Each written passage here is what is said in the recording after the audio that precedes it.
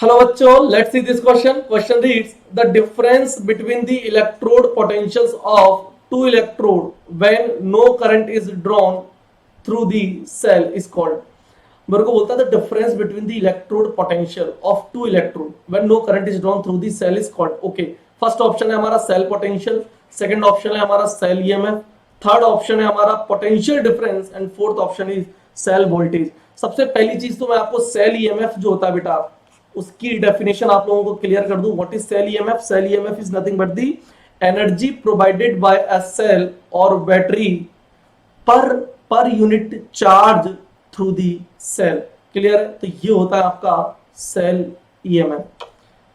यहां पे मेरे को बात करता है कि जब नो करंट है ना, नो करंट, देखो जब वो करंट फ्लो नहीं हो रही है तो उस टाइम पर जो पोटेंशियल आएगा दैट इज इलेक्ट्रोमोटिव फोर्स. ठीक है, इलेक्ट्रोमोटिव फोर्स यानी कि ईएमएफ. और वो किसका होगा? सेल का होगा. That is called cell EMF. Basically है ना, ये डिफरेंस बताया जाता है ना, cell EMF and cell voltage या पोटेंशियल डिफरेंस का क्लियरली डिफरेंस दिखाया जाता है बच्चों को. तो इसका आंसर आ जाएगा अपना सेल ईएमएफ. है ना, जब नो करंट तो सेल ईएमएफ, सीधा आंसर याद रखोगे. सेल पोटेंशियल गलत हो गया, cell EMF yes. Option B सही हो गया. ये वाला जो ऑप्शन है यहाँ पर डी होना चाहिए ना, गलत लिखा हुआ है.